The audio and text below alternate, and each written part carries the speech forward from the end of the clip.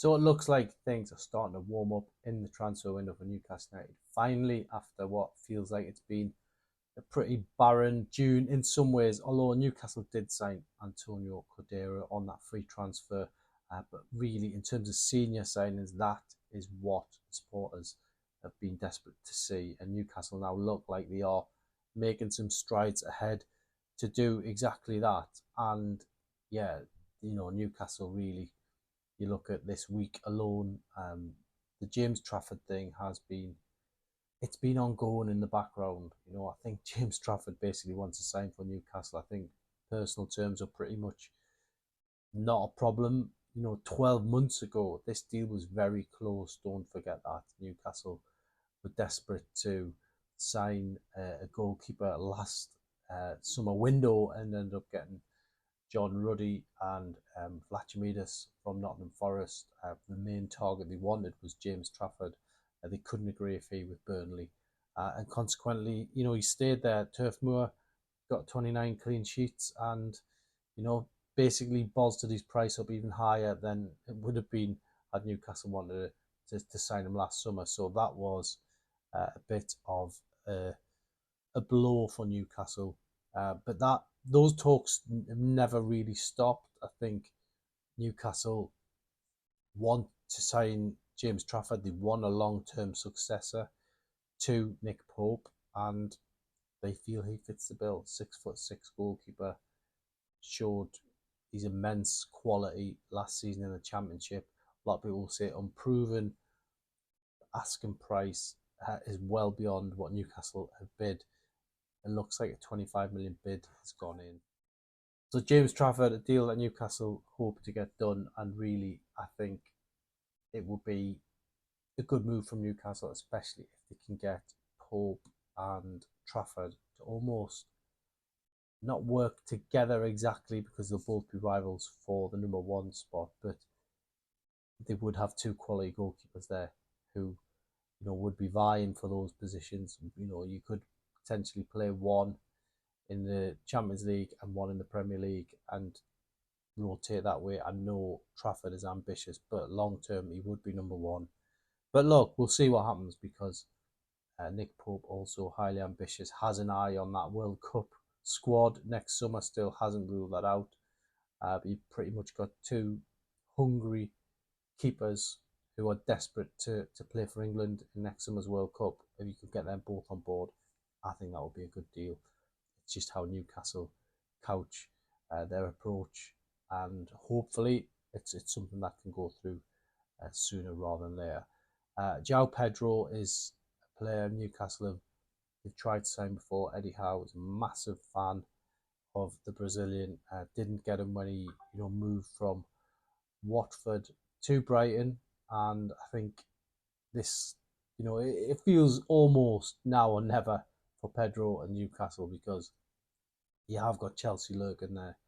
You have got Brighton, looking to put a tilt together to get into Europe. But Newcastle, he could be a real hero at Newcastle, and I think that's not lost on him and his representatives, who, personally speaking, I think they want this deal to go through, but it's about the fee again. Newcastle, we understand the £50 million bid has gone in. Now, is it a £50 million bid, or would you be interested in taking 50 million? These negotiations, we never get to see fully.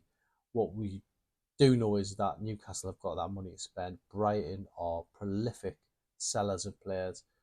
There's a deal there to be done, because this is what Brighton do.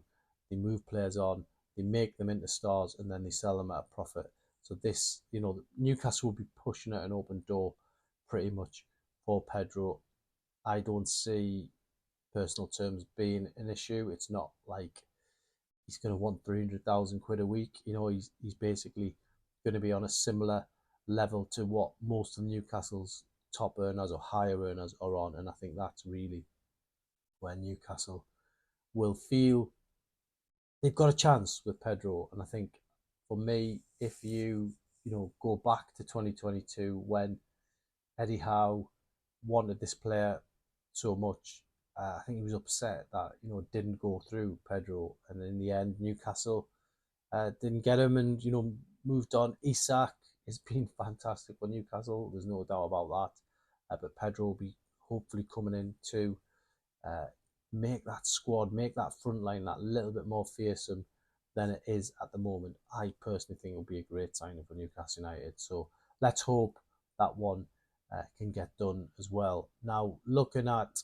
the third player that Newcastle have looked at, we've already spoke about Elanga this week. I've spoke about it on here, and really, for me, Elanga, Nottingham Forest don't want to sell him. We have heard that before with teams selling players.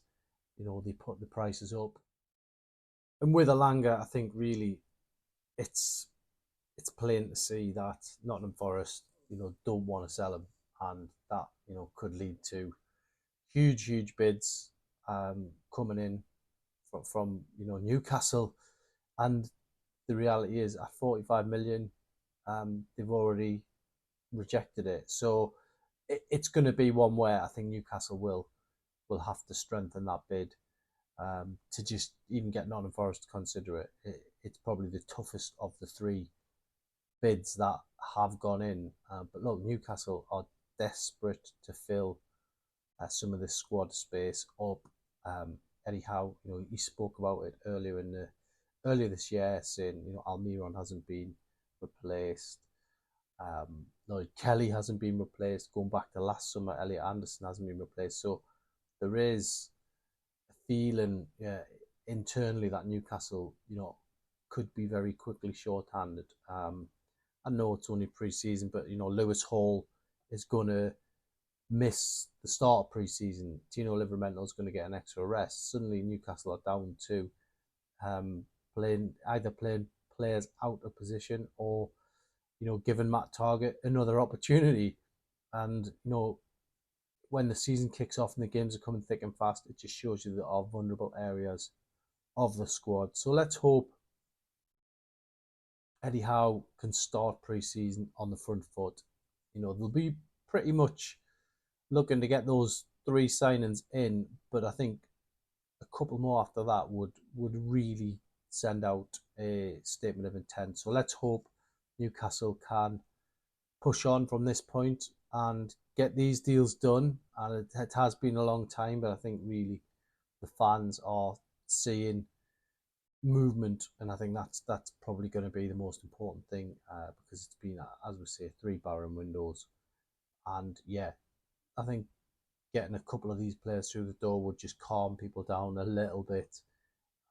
There shouldn't be any big panic really, because, as I say, the window hasn't fully got into operation just yet. But look, Newcastle have a lot of catching up to do in terms of signings.